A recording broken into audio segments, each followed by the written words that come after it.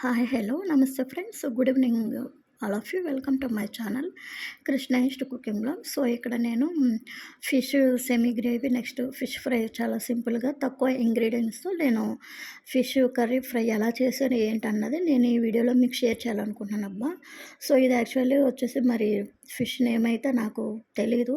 So అయితే ఇక్కడ నేను శుభ్రంగా వాష్ చేసుకున్నాను ముక్కలన్నీను. సో ఇవొచ్చేసి నేను ఫ్రైకి నెక్స్ట్ కర్రీకి వేరేగా తీసుకున్నాను. సో ఇప్పుడొచ్చేసి నేను ఫ్రై గురించి ప్రిపేర్ చేస్తాననమాట. సరిపడా ముక్కలు తీసుకొని నేను దానిలో కొంచెం సాల్ట్, ఒక 2 స్పూన్ల కారం, కొంచెం పసుపయితే వేసి కలుపుకుంటున్నాను. సో ఇక్కడొచ్చేసి నేను కొంచెం వాటర్ చిలకరించి మొత్తం ఉప్పు, కారం, పసుపు ముక్కలకు పట్టేలాగా పెట్టుకున్నానబ్బా.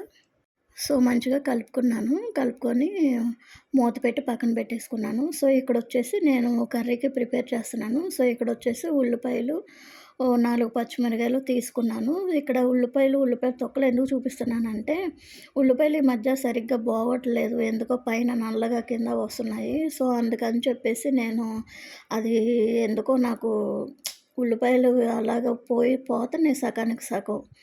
సో అందుకని చెప్పేసి నేను చూపిస్తున్నాననమాట. సో ఇక్కడొచ్చేసి నేను ఉల్లిపాయలు, పచ్చిమిరపకాయలు అవన్నీ కట్ చేసుకున్నాను. సో ఇక్కడ టమాటాలొచ్చేసి నేను మిక్సీ పడుతున్నాను. 2 టమాటాలు తీసుకున్నాను. సో ఇక్కడొచ్చేసి కొంచెం కొత్తిమీర అయితే తీసుకున్నాను. సో ఇక్కడొచ్చేసి నేను చేపల ఫ్రైకి ప్రిపేర్ చేశాను కదా! అది కొంచెం బాగా మ్యాగ్నేట్ అయిపోయినాయి. సో ఇక్కడొచ్చేసి నేను కర్రీకి ప్రిపేర్ చేస్తున్నానబ్బా. స్టవ్ వెలిగించి స్టవ్ పైన పాన్ పెట్టాను. పాన్ పెట్టి కొంచెం ఆయిల్ వేడెక్కిన తర్వాత లైట్‌గా జీలకర్ర అయితే వేశాను. సో ఇక్కడొచ్చేసి ఉల్లిపాయలు, పచ్చిమిరపకాయలు కట్ చేసుకున్నాయి కదా! ఇంకా అవి నేను డైరెక్ట్‌గా వేసేస్తున్నాననమాట. సో ఉల్లిపాయలు కూడా వేసానబ్బా. వేసి ఒకసారి కలుపుకోవాలి మంచిగాను. ఆయిల్‌లో బాగా ఉల్లిపాయలు, పచ్చిమిరపకాయలు బాగా మగ్గాలి. సో ఇక్కడైతే నేను సాల్ట్ అయితే వేయట్లేదు. ఎందుకంటే ఉల్లిపాయలొచ్చేసి ఆయిల్‌లోనే మగ్గాలబ్బా. అప్పుడే చాలా బావుంటది.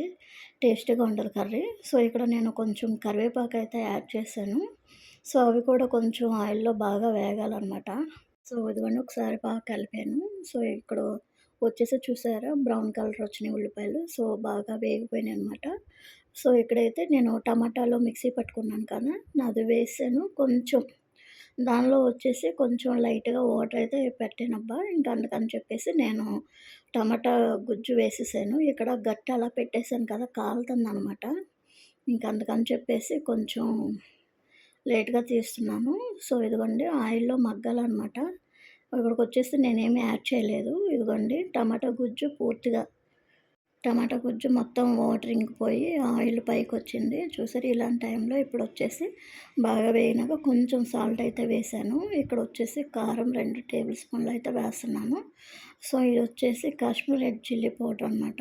కొంచెం అది ఇది నేను యాడ్ చేసి వేస్తున్నాను. సో ఇదొచ్చేసి నేను పసుపు అనమాట. ఒకసారి ఇవి కూడా ఆయిల్‌లో బాగా కలుపుకొని ఆయిల్‌లో కొంచెం మగ్గాలబ్బా. ఎందుకంటే నేనిక్కడ అల్లం వెల్లుల్లి పేస్ట్ గానీ ఎటువంటిది ఏ మసాలాలు వేయటం లేదు.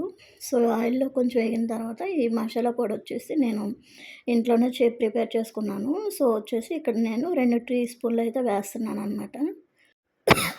2 టీ స్పూన్లు అయితే వేస్తున్నాను. సో ఇది కూడా బాగా వేగాలనమాట ఆయిల్‌లో. సో అయితే చింతపండు నేను ఆల్రెడీ నానబెట్టుకున్నానబ్బా.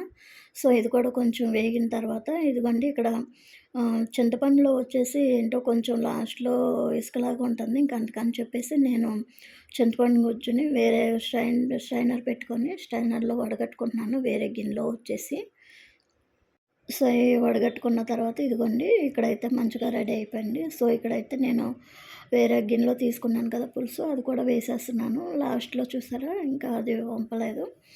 సో ఇదిగోండి ఇక్కడైతే కొంచెం ఉడకాలనమాట. సో అది మరగటానికి నేను ఇక్కడైతే మూత పెట్టేశాను. సో ఇది మళ్ళీ మరుగుతుందో లేదన్న టైంలో నేను మసిగుడ్డతో తీసాననమాట మూత. సో ఇక్కడొచ్చేసి చేప ముక్కలైతే వేసాను. అది వేసేటప్పుడు వీడియో స్కిప్ అయిపోయింది. సో ఇక్కడ తలకాయ ముక్క, ఇవి పొట్ట ముక్కలు వేసి నేను సెమీ గ్రేవీ కింద చేస్తున్నానబ్బా. సో ఇదిగోండి కొంచెం టైం అయితే పట్టిద్దబ్బా. ఇంకొంచెం హడావుడిగా కన్నా ఇలాగా కొంచెం టైం తీసుకొని వండుకుంటే ఎటువంటి మసాలా లేకుండా చాలా సింపుల్‌గా ఫిష్ కర్రీ అయితే రెడీ అయిపోతుంది.